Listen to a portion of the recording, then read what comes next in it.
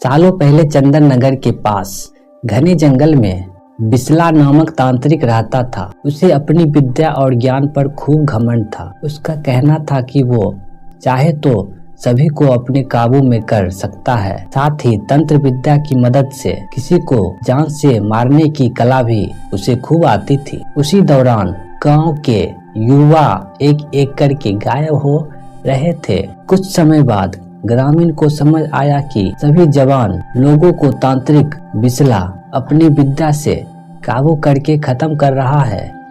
इस बात से परेशान होकर सभी ग्रामीणों ने चर्चा की और यह फैसला लिया कि वो सब मिलकर बिसला को मार देंगे। अपनी इस योजना को अंजाम देने के लिए एक दिन सभी ग्रामीण मिलकर तांत्रिक के घर पहुंच गए। उस समय तांत्रिक किसी पूजा में बैठा था। इसे अच्छा मौका समझते हुए सभी ने उसे एक कुर्सी से बांध दिया और उस पर आग लगाकर वहां से चले गए। ग्रामीणों के मन में हुआ कि तांत्रिक उसी आग की लपेट में झुलस जाएगा और उससे उनका पीछा छूट जाएगा। हुआ भी ऐसा ही। करीब 4 से 5 साल तक सभी लोग अपने गांव में हंसी खुशी रहने लगे। अचानक एक दिन 4 लड़के अपने शहर से घूमने के लिए वहीं जा रहे थे। तभी बीच में चंदन नगर गांव पड़ा। रात बहुत हो चुकी थी तो उन्हें लगा कि थोड़ा वक्त यहीं गुजार लिया जाए।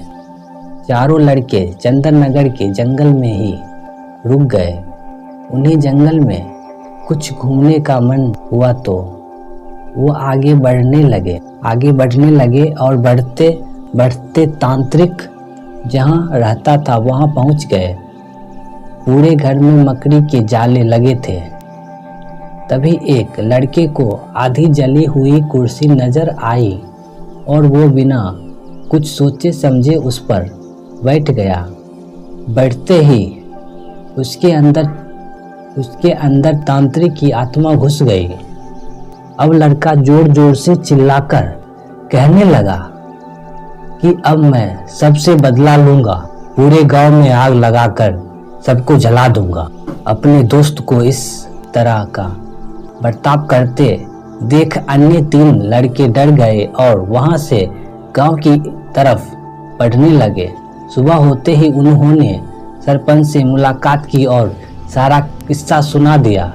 सबसे पहले तो सरपंच ने उन तीनों लड़कों पर खूब गुस्सा किया। उन्होंने पूछा कि तुम लोगों को किसने कहा था वहां जाने के लिए। सरपंच को गुस्सा करते देख लड़कों ने कहा कि आप हमें माफ कर दीजिए, लेकिन हमें अपने दोस्त को बचाना है, कुछ तरीका बताइए। थोड़ी देर सोचने के बाद सरपंच ने कहा, अगर वो लड़का कुर्सी से उठता है और खुद को आग लगा लेता है तो शायद तांत्रिक की आत्मा उसे छोड़ दे।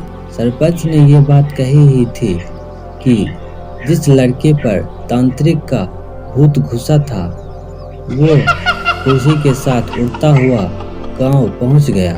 अपने दोस्त को इस हालत में देख उन तीनों लड़कों ने सबसे पहले जाकर उन लोगों से मुलाकात की जिन्होंने तांत्रिक की कुर्सी पर आग लगाई थी। उनसे बात करके सभी लड़के उन्हें अपने दोस्त के पास लेकर चले गए।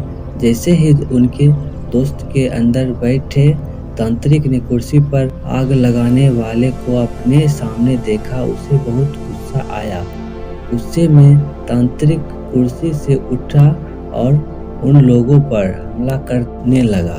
तभी उन तीनों लड़कों ने तांत्रिक की कुर्सी पर आग लगा दी। कुर्सी पर आग लगाते ही तांत्रिक उनके दोस्त के शरीर को छोड़कर चला गया। कहानी का सीख, जीवन में हर काम सोच समझकर करना चाहिए। साथ ही दूसरों की सलाह पर अच्छे से काम किया जाए तो समस्या से मुक्ति मिल सकती है।